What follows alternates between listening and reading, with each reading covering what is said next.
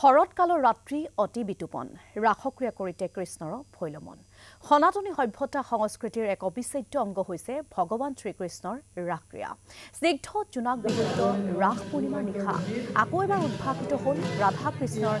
চিৰজ্যোতিষ্মান প্ৰেম কাহিনী লুইতৰ পাৰৰ বকুল বৃন্দাবনত পৰিণত হ'ল ৰাজ্য ৰাসোৎসৱক কেন্দ্ৰ কৰি ৰাজ্যৰ চৰিখে এতিয়া ব্যাপক উৎসাহ কৃষ্ণ বন্দনাৰে মুখৰিত হৈছে ৰাজ্যৰ চৌপাশ জীৱাত্মা আৰু পৰাত্মাৰ মিলনৰ উৎসৱ এই ৰাস মহোৎসৱ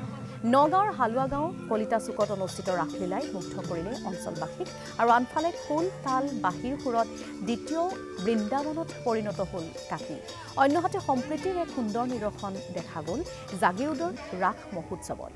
জাগিৰোডত অনুষ্ঠিত এই ৰাস মহোৎসৱত দেখা গ'ল ভিন্ন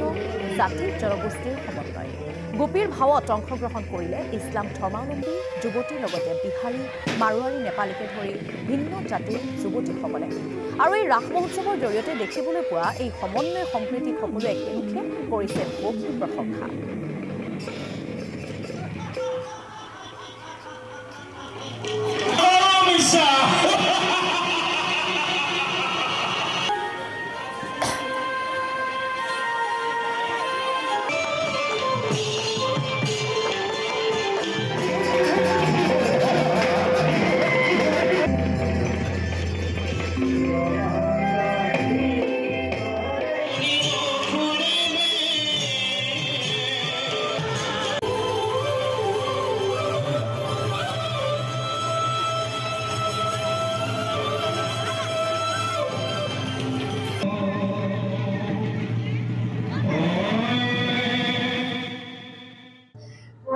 বিগত বছৰ ধৰি চলি থকা আমাৰ আঞ্চলিক জাগিৰোডৰ ৰাস উৎসৱত আমি বিগত বছৰ ধৰি অংশগ্ৰহণ কৰিছোঁ আচলতে এনেকুৱা সুযোগ লাভ কৰিবলৈ পাই আজি মই খুবেই সুখী